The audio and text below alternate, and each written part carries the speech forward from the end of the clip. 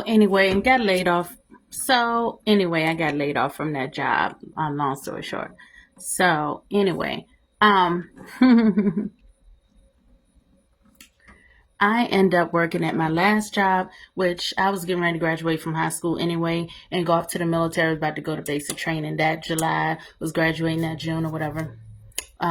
Just got through my senior prom and everything. Ended up working at this paper company, right? Did something real stupid to get laid off from there. They had us doing admin work and it was like data entry. But when times were dry, wasn't a lot to do, they would have us do little weird stuff. This day they had us go in this old storage shed attached to the building but outside. And it had all dusty old stuff and it was right near our cars in the parking lot. I seen like a dummy, always enterprising, and mainly because you know what, you gotta have your life together. Because when you're desperate, you take desperate measures and you make dumb, wrong decisions, especially when you don't have a lot of experience dealing with the law. You know what I mean? Especially when you don't really want and know what you're about to get and you're not ready for it. And God has blessed me, I'm going to tell you, in the midst of my dumbness as a youngin'.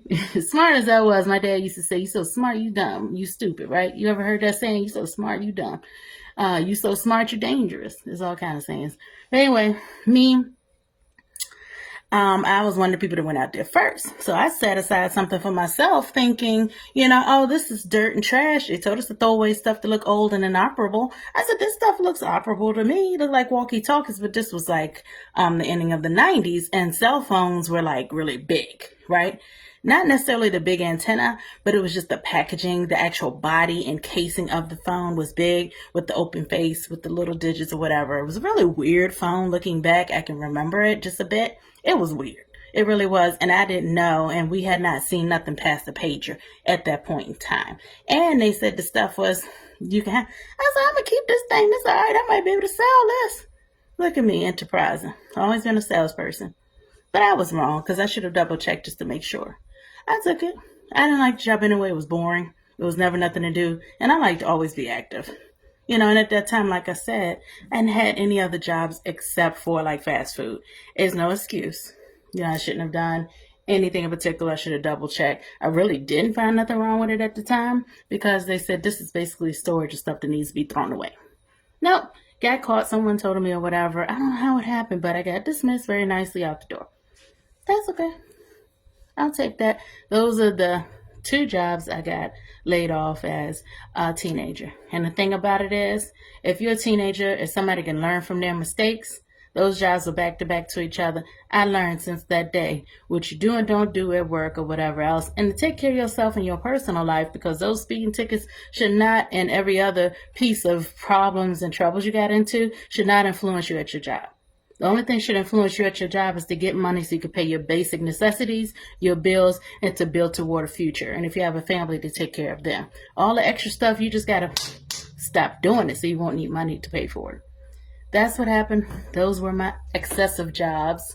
3 weird jobs, 1 major fire, and 1 little let go that I wasn't too concerned about, but I learned lessons about and on. And I'm hoping that everyone who is a teenager like me, trying to do some stuff and did some weird stuff, but one thing about it, I think at that time I was able to help a friend out who had a cheating boyfriend. Because at that paper job with the little weird cell phones, a girl was working up there with me, and she was well known in school for being the school